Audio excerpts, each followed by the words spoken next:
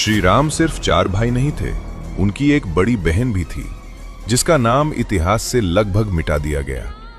और सबसे हैरान करने वाली बात यह है, जिस बहन को दुनिया भूल गई उसी की वजह से भगवान राम इस धरती पर जन्म ले पाए। हम सब जानते हैं राम, लक्ष्मण, भरत और शत्रुघ्न, लेकिन इन चारों से पहले अयोध्या में जन्मी थी एक कन्या, राजा दशरथ और माता कौशल्या की पहली संतान, राजकुमारी शांता।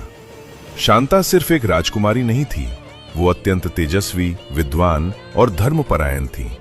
उनकी बुद्धि और ज्ञान की चर्चा दूर दूर तक होती थी, लेकिन उनकी किस्मत में कुछ और ही लिखा था।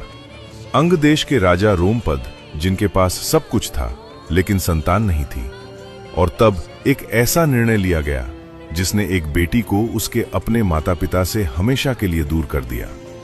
राजा दशरथ ने अपनी ही पुत्री शांता को रोमपद को गोद दे दिया।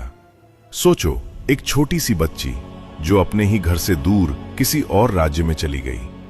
समय बीता, शांता बड़ी हुई और ज्ञान, तप और संस्कारों में अद्भुत बन गई।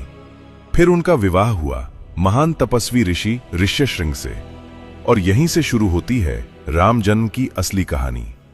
जब राजा दशरथ को संतान नहीं हो रही थी, तब वही ऋषि ऋष्यशृंग बुलाए गए, जिन्होंने किया वो दिव्य पुत्र कामेष्टि यज्ञ, और उसी यज्ञ के फलस्वरूप जन्म हुआ राम, लक्ष्मण, भरत और शत्रुघ्न का। अब एक पल के लिए सोचो, अगर शांता का विवाह ऋष्यशृंग से नहीं होता, अगर वो यज्ञ नहीं होता, तो क्या भगवान राम इस धरती पर आते?